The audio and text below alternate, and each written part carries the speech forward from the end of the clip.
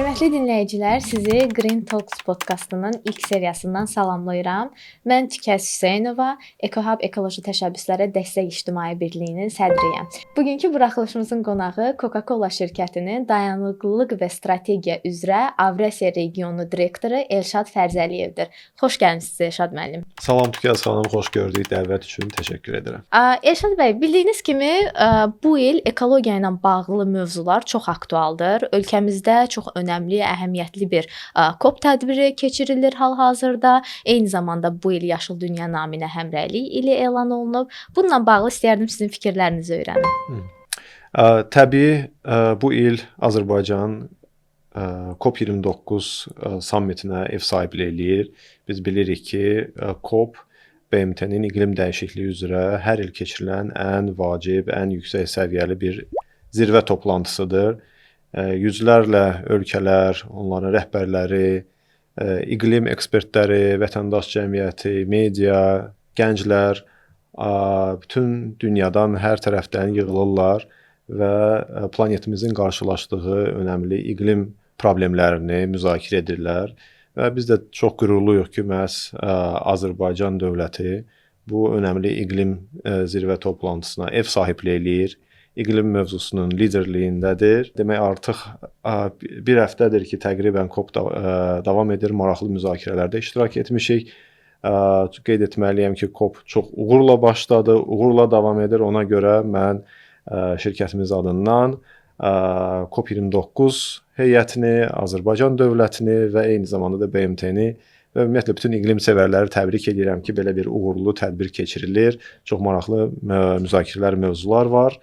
Və qeyd etdiyiniz kimi 2024-cü ili Azərbaycanda Yaşıl Dünya naminə həmrəylik ili elan ediblər.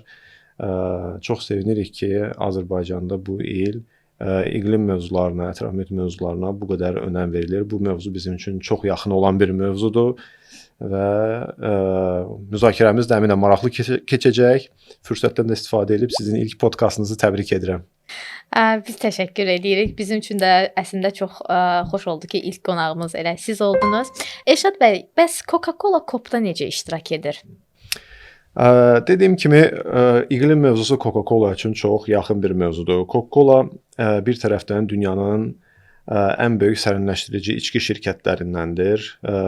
Artıq 138 ildir ki, Coca-Cola dünyanın demək olar ki, hər bir ölkəsində mövcuddur.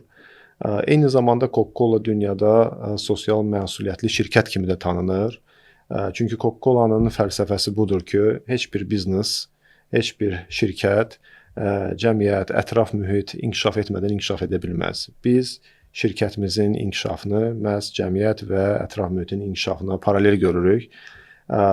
Bunlar bir-birinə bağlıdır. Odur ki, biz Coca-Cola olaraq dayanıqlı inkişafın irəliləməsi üçün öz rolumuzu oynayırıq, öz töhfəmizi veririk və bu da bizim şirkətin strategiyasında öz əksini tapmışdır. O ki, qaldı sualın o hissəsinə ki, COP-da necə iştirak edirik.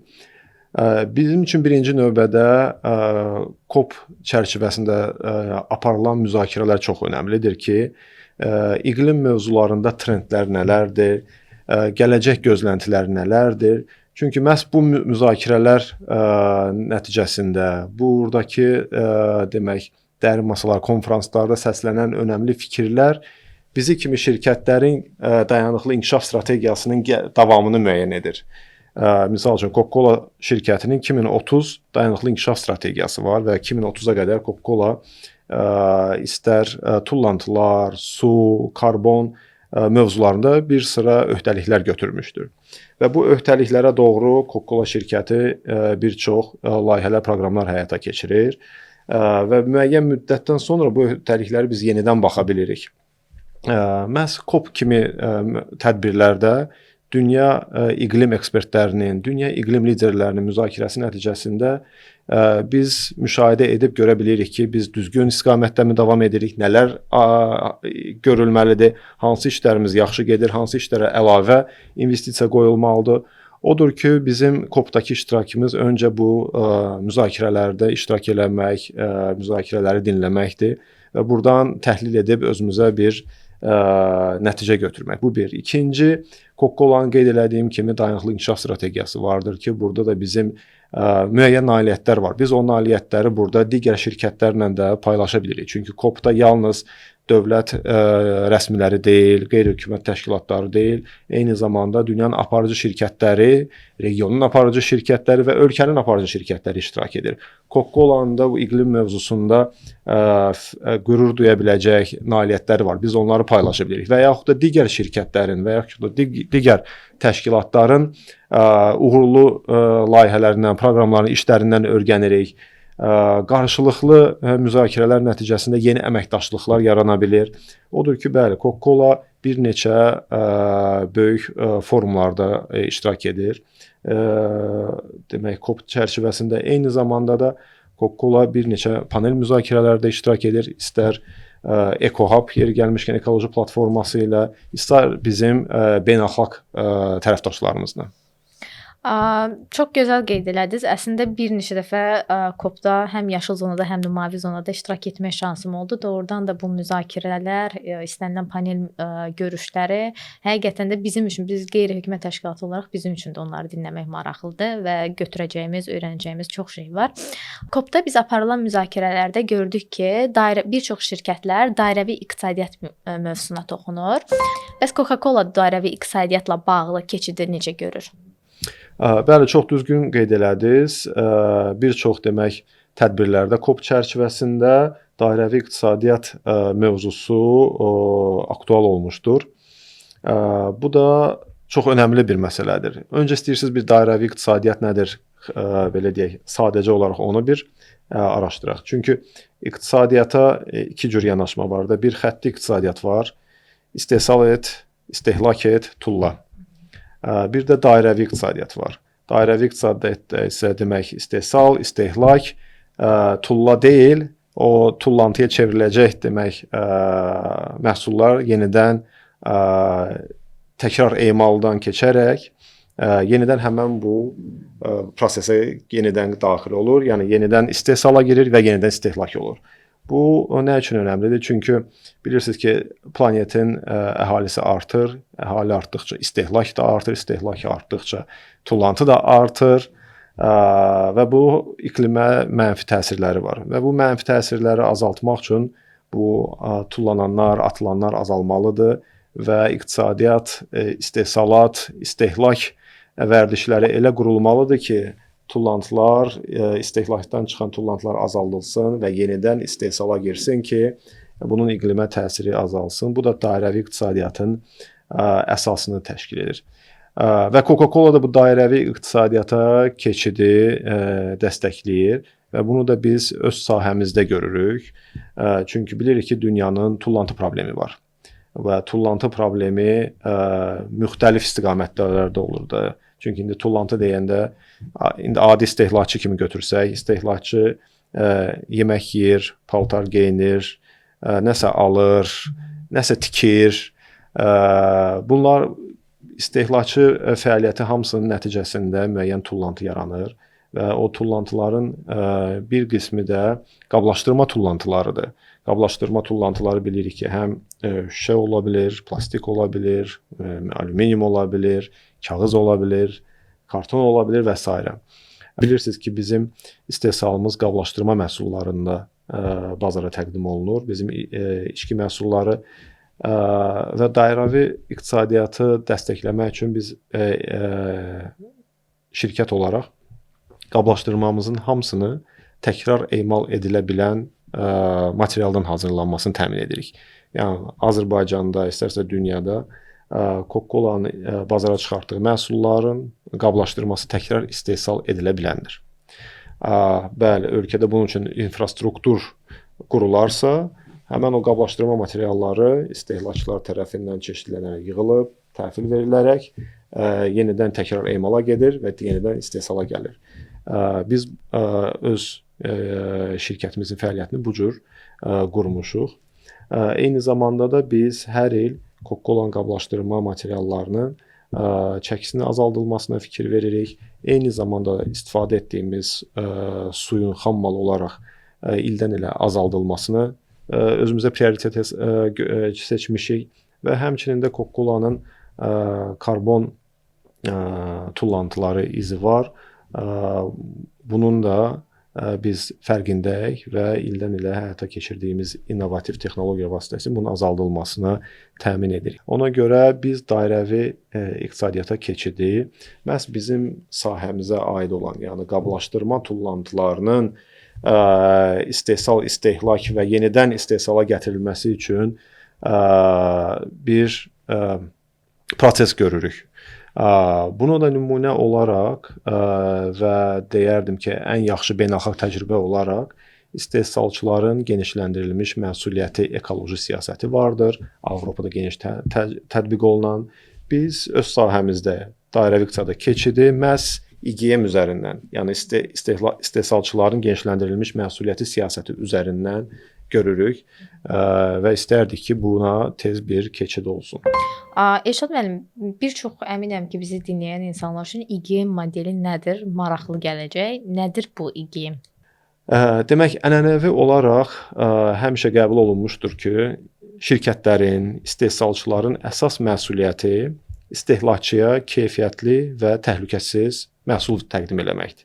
Yəni, əgər istehsalçı şirkət bu fincanı keyfiyyətli və təhlükəsiz istehsal edirsə, yəni bunun istehlakçıya heç bir zərəri yoxdursa, artıq bu demək istehsalçı məsuliyyətdən azad olunmuş olur. Çünki istehsalçı istehlakçıya nəsə təqdim edirsə, o keyfiyyətli, təhlükəsiz olmalı. İndiyənə qədər həmişə istehsalçı məsuliyyəti yalnız bundan ibarət idi. Amma iqlim problemləri artdıqca ekoloji sahədə fəaliyyət göstərən alimlər belə bir nəzəriyyə irəli sürdülər ki, istehsalçıların məsuliyyəti yalnız keyfiyyət təhlükəsizlik deyil, artıq bazara çıxartdığı məhsulların istehlakdan sonrakı aqibəti nə olursa, onu da ehtiva eləməlidir. Yəni biz bu fincanı istehsal elədik, keyfiyyətli təhlükəsiz sizə təqdim elədik, siz bunu istehlak etdiniz, sonra atırsınız. Atandan sonra bu təəssüf ki, tullantıya çevrilir. Amma bu xam maldır. Xam malı tullantıya çevirirsinizsə, demək yenidən başqa bir resurs istifadə olunmalıdır və bu da yenə həmən xətti iqtisadiyyat deyirik. Amma biz elə eləməliyik ki, bu dairəvi iqtisadiyyat siklı üzrə, sistemi üzrə təzədən yenidən xam mal, çünki bunun dəyəri var. Tullansa da belə dəyəri var. Amma biz bunu gərək tullamayaq, bunu yenidən təkrar istehsal eləyək ya da istifadə eləyək ki, bu geri qayıtsın. Və ekoloji alimlər o nəzəriyyəni irəli sürmüşlər. Yeri gəlmişkən İsveçin Lund Universitetinin professoru Thomas Lindqvist tərəfindən bu istehsalçıların genişləndirilmiş məsuliyyəti siyasəti hazırlanıb belə deyək, təqdim edilmişdi və Avropada bunu siyasi olaraq qəbul edib və bunlar qanunvericilikdə öz əksini tapıb. İstehsalçıların genişləndirilmiş məsuliyyəti dediyim kimi məhsulun istehlakdan sonrakı aqibətini nəzərdə tutur. Burada isə mexanizm nədən ibarətdir? Bilirsiniz ki, iqtisadiyyat bir çox sektorlar var da. Hər bir sektorun öz tullantısı var. Avtomobil, şin, tikinti, nə bilim, qablaşdırma, elektron avadanlıqları, yəni istənilən sahədə tullantılar var. Və istehsalçıların genişləndirilmiş məsuliyyəti, yəni İGM prinsipi isə hər sahənin istehsalçılarının bir assosiasiya quraraq tullantıların idarə edilməsi üçün təşkilatı və maddi məsuliyyət daşıdığını qeyd edir. Bu nə deməkdir? Bu o deməkdir ki, əgər mən fincan istehsal edirəmsə və məni kimi fincan istehsal edən tutaq ki, ölkədə 10 istehsalçı var, biz bir araya gəlib bir assosiasiya qurmalıyıq və bu fincanların toplanmasını, istehlakdan sonra toplanmasını, çeşidlənməsini və təkrar emala göndərilməsini özlərimizə götürməliyik. Ya təşkilati formada, ya da kim təşkil edəcəksə onun maddi dəstək etməklə. Və İGM-in bax belə bir mahiyyəti var. Dövlətlər isə, hökumətlər isə müvafiq bir qanunverici bazası hazırlamalıdır ki, bu mümkün olsun, ki, istehsalçılar belə bir fəaliyyət həyata keçirə bilsin və qanunverici orqanla, yəni hökumətlə istehsalçılar, özəl sektor birgə razılaşdıraraq tullantıların ildən ilə müəyyən hədəflər üzərindən toplanma hədəflərini qoyurlar. Tutaq ki, 1 il 10%, 15%, 30, 40, 50 belə və ildən ilə artan faizlərlə, hədəflərlə öz sektoruna müvafiq olan məhsulların toplanıb, çeşidlənib, təkrar emalını təmin etməlidir. Beləcə İGM təsbit olunmuş olur və onu da qeyd edim ki, Avropada bu İGM artıq 30 ildən çoxdur ki, tətbiq olunur və uğurla tətbiq olunur. Avropa qurumları da özəl sektor tərəfindən bunun nə dərəcədə əməl edildiyini, hədəflərə doğru düzgün irəlilədiyini, irəliləməyəndə müəyyən tədbirlər gördüyünü nəzərdən keçirir. Qısaca olaraq İGM bu deməkdir. Və burada yeri gəlmişkən yalnız istehsalçılar deyil, eyni zamanda istehlakçılar, yəni əhali də aktiv rol oynayır. Çünki istehsalçı sizə infrastruktur, imkan yaratmalıdır, amma istehlakçı da ekoloji məsuliyyətini dərk eləməlidir ki, bəli, mən bunu aldımsa, mən yaşadığım ölkədə bunu tullantıya çevirməməliyəm. Bu xam maldır, bu dəyəri var. Mən bunu təzədən geri qaytarmalıyam ki, bu istehsala yenidən getsin. Yəni istehlakçıların da burada çox böyük məsuliyyəti var. Onda belə deyə bilərik də, İGM modeli hədəflərindən biri də məhz tullantıların azaldılmasıdır. Bəs Coca-Cola tullantıların azaldılması ilə bağlı bunu konkretləşdirsək deyə bilərikmi nə edir? Coca-Cola'nın dayanıqlı inkişaf strategiyası var 2030-a qədər. Onun bir qolu məhz tullantıların azaldılmasıdır. Ona görə bizim bu istiqamətdə hətta tullantısız dünya adlı strategiyamız vardır. Tullantısız dünya strategiyasına görə biz bütün qablaşdırmalarımızın ən az 50%-ni təkrar emaldan gələn xam maldan istehsal etməyi hədəfləyirik. Bütün qablaşdırma materiallarımızın təkrar emal edilə bilən olmasını təmin edirik və fəaliyyətdə olduğumuz ölkələrdə qablaşdırmalarımızın toplanmasını təmin etmək üçün müxtəlif layihələrə dəstək oluruq. Azərbaycanda İGM qurularsa, təbii ki, artıq bu məcburi olacaq və biz istəyərdik ki, bu belə olsun. Ona görə biz Ekologiya Təbii Sərvətlər Nazirliyindən artıq neçə ildir ki, bu istiqamətdə əməkdaşlıq edirik. Hətta birlikdə Avropanın ən yaxşı təcrübələr nümunələrini gedib öyrənmək üçün bir səfər etmişdik. Həm qanunvericilik olaraq, həm bunun praktiki tərəflərini öyrənmişdik və artıq bu istiqamətdə Azərbaycanda da ciddi işlər görülür. Yekunlaşandan sonra yəqin ki, bu İGM modeli qanunvericilik olaraq qəbul ediləcək. Amma o qəbul edilənə qədər də artıq 2018-ci ildən bu yana Coca-Cola Azərbaycanda fəal olaraq tullantısız dünya proqramını həyata keçirir. Müxtəlif layihələrə dəstək olur. Bunu da biz tərəfdaşlarımız olan həm qeyri-hökumət təşkilatları, həm təhsil müəssisələri, həm bizim sahənin sektorda olan şirkətlərlə birlikdə edirik. Elə EcoHub ekoloji platforması ilə birlikdə artıq neçə layihələr həyata keçirmişik. İstər Təmiz Ölkəm, istər Horeca Collection layihəsi və istərsə də minlərlə Bakı sakininin hər il görüb iştirak elədiyi sahiliyənin təmizlik aksiyaları var. Beləcə biz həm özümüz, həm əməkdaşlarımız, həm tərəfdaşlarımız, partnyorlarımız, gənclər birlikdə belə bir tullantısız dünya hərəkatı yaratmış olmuşuq Azərbaycanda. Çox sevinirik ki, ildən ilə bu hərəkat böyüyür və qablaşdırma tullantılarının azaldılması üçün layihələrimizin miqyası da artır, sayı da artır. Bu haqda bəlkə növbəti podkastlardan birində ətraflı danışa bilərik. Mütləq onu da qeyd etmək istəyirəm ki, yeri gəlmişkən bizim bu tullantısız dünya layihəsində təxminən 300 tondan çox artıq plastik tullantını toplayıb təkrar emala qaytara bilmişik. Bu bizim üçün xüsusilə belə deyək də vacibdir. Çünki biz bunu yalnız insanların sosial məsuliyyəti əsasında həyata keçirmişik. Elşad bəy, bəs yerli şirkətlərin dayanıqlı inkişafa belə deyək, dəstəyini necə görürsüz? Qeyd etdiyimiz ətraf mühit iqlim mövzularında hər birimiz rol oynayırıq. Hər birimizin payı var. İstər xarici şirkətlər, istər yerli şirkətlər, istər fərdlər, istər belə deyək müəssisələr.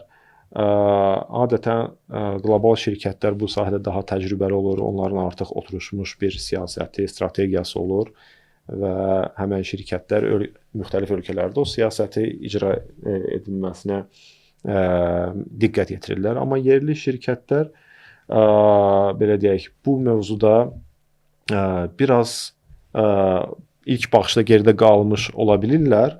Amma mənim tövsiyəm o olardı ki, hər bir yerli şirkət öz sahəsində iqlimə təsiri nədir, bir onu analiz eləməlidir ki, mənim iqlimə təsirim nədir? Çünki şirkət belə deyək, elektrik istifadə edir, su istifadə edir, yanacaq istifadə edir. Bunların hamısının bir tullantıya çevrilməsi, bunların israfı var. Öncə bir öz fəaliyyətini, iqlimə təsirini bir təhlil eləməlidir. Yer gəlmişkən iqlim təsirlərini qiymətləndirmək üçün müxtəlif həm ekspertlər var, qeyri-hökumət təşkilatları var, konsultant şirkətlər var. EcoHub platforması özü də artıq bu sahədə təcrübəli olduğuna görə o şirkətlərə onların iqlim təsiri nədir, onu təhlil edə bilər. Təhlil edəndən sonra artıq şirkətlər bilir ki, mənim təsirimin azaldılması üçün mən nəsə bir həll yolları tapmalıyam. O həll yolları da yenə qeyri-hökumət təşkilatları tərəfindən gələ bilər, ekspertlərdən gələ bilər. Kiçikdən başlayaraq daha geniş miqyasa doğru bir demək, problemi müəyyənləşdirmək, həlli yolunu müəyyənləşdirmək, həlli yolunu müəyyənləşdirəndən sonra orada təbii ki, müəyyən bir vəsait qoymaq lazımdır. Bəzən şirkətlərdə kifayət qədər vəsait olmaya bilər. Belə halda digər şirkətlərlə əməkdaşlıq edə bilərlər. Bax, ən azı belə bir yanaşmanı mütləq tətbiq etməlidir hər bir şirkət. Özümün iqlimə təsirim nədir?